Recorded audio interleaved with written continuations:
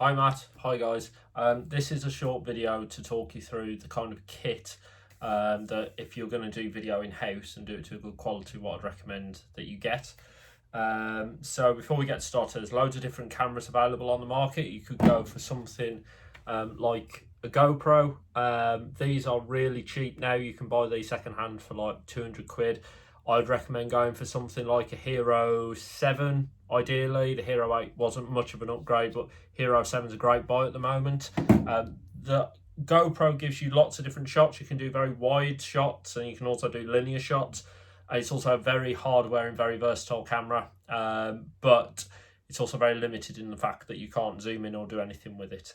The next option up is something like this, which is a point and shoot. Literally turn it on, everything's all in there. You can get them that they've got flip over screens.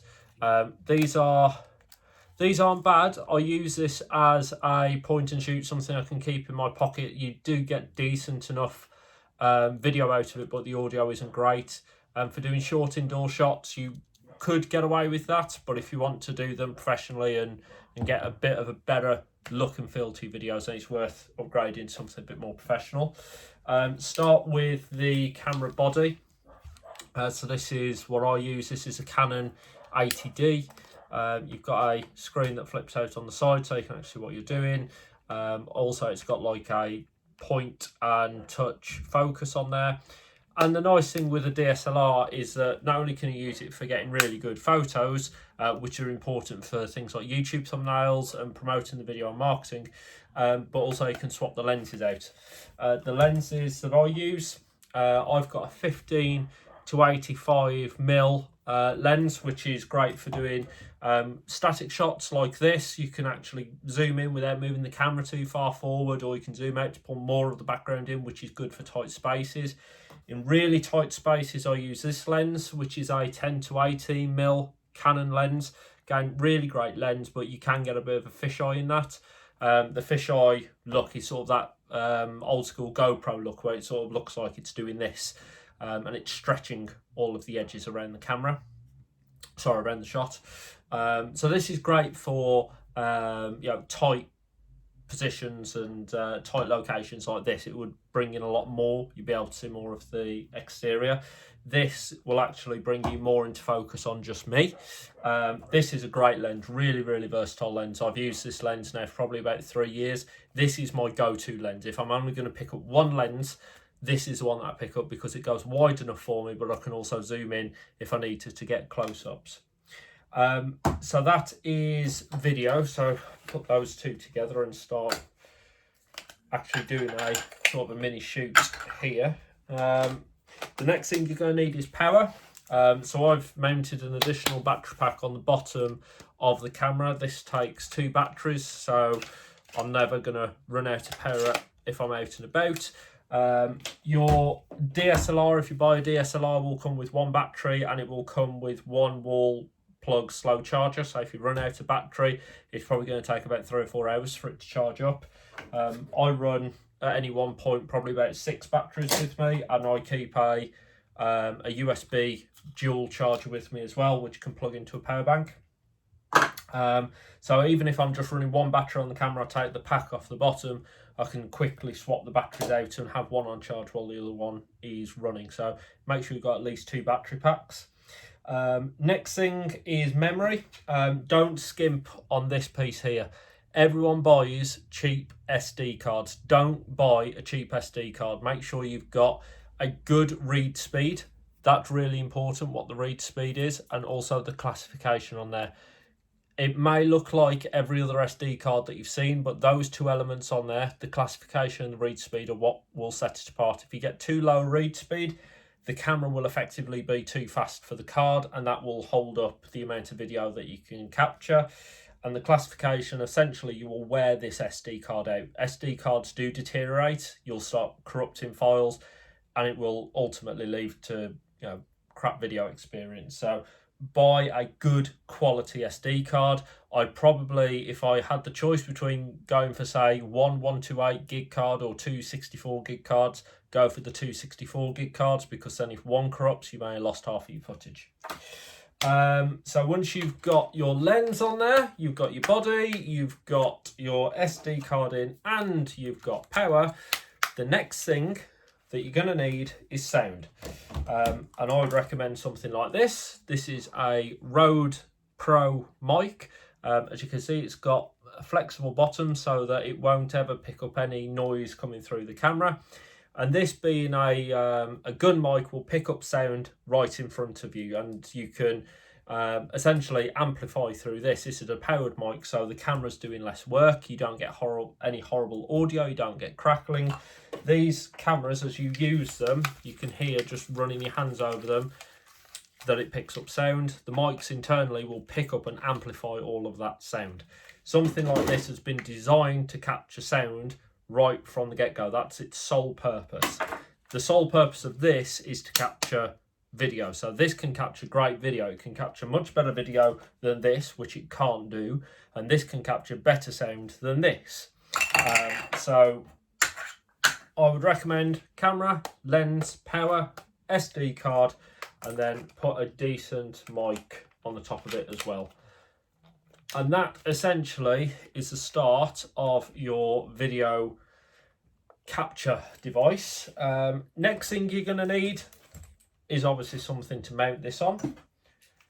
Get a decent tripod. This is which one's this? This is a Manfrotto B3 Live aluminium jobby. This was probably about 250 quid, somewhere around there. I'd recommend Manfrotto. I'd probably recommend an aluminium one. Don't get sucked into buying all carbon fibre and all that kind of stuff. You actually save only 10 grams, and realistically, you're not going to carry this around. I carry this around events. It's not overly heavy.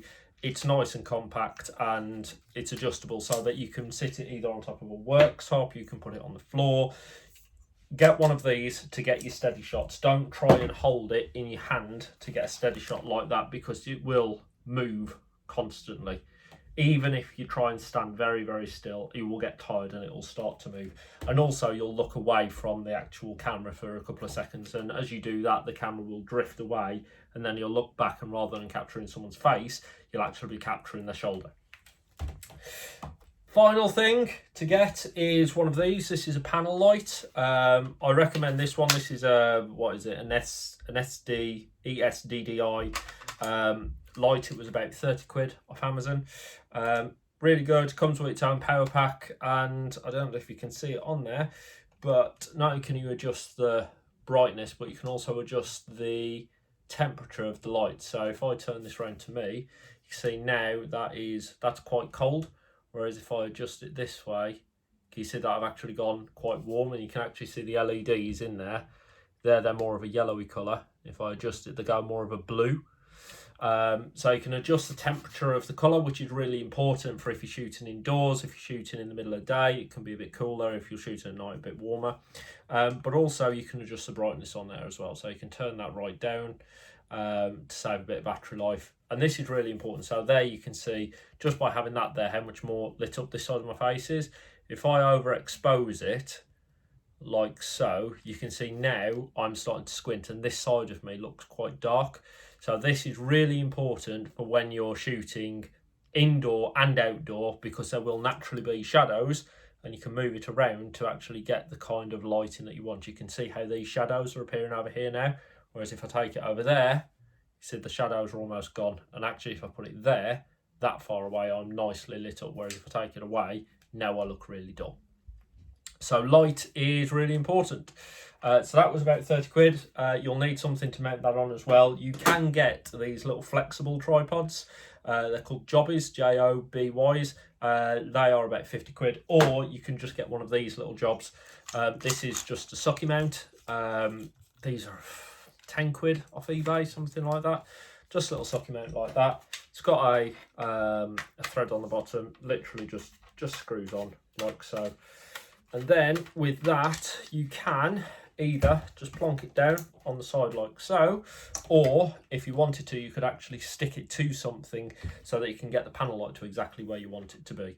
But effectively, if I just set that there and turn the brightness down, if I was to do that there, like so, there we go, move that out of the way, you can see now how much more better this shot is in terms of lighting, and that will really help get more from it.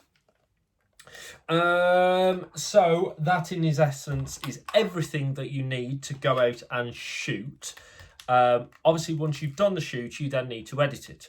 So you're going to need a decent either laptop or desktop, and you're going to need some good editing software as well. You can go for things like Premiere Pro, for example. I think Lane4's already got some editing software as well. The other one that I use is a program called DaVinci. I really like DaVinci. It's a lot like Premiere Pro, but yeah, you could get any of the Adobe suite as well. Just make sure you go for a decent video editing software.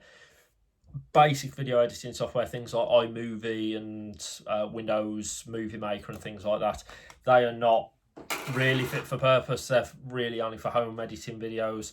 You're going to want something decent so that you can overlay graphics and text and so forth for it to look professional. So this is now all set up, mic turned on, set to neutral.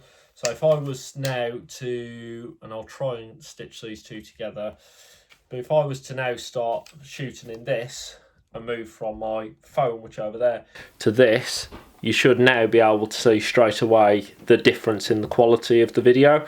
If I turn around, you can see what I've been using to shoot this on, literally my iPhone, and then this is the tripod that I was talking about earlier.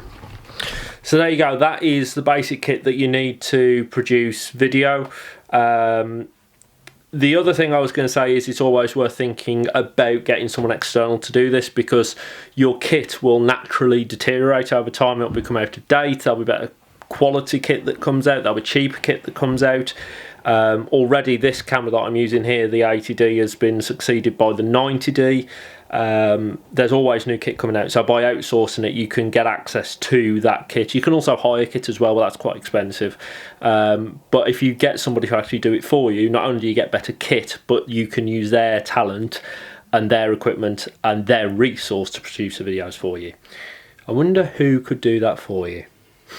Anyway, I hope this has helped. If you've got any questions whatsoever at any point, please just give me a call.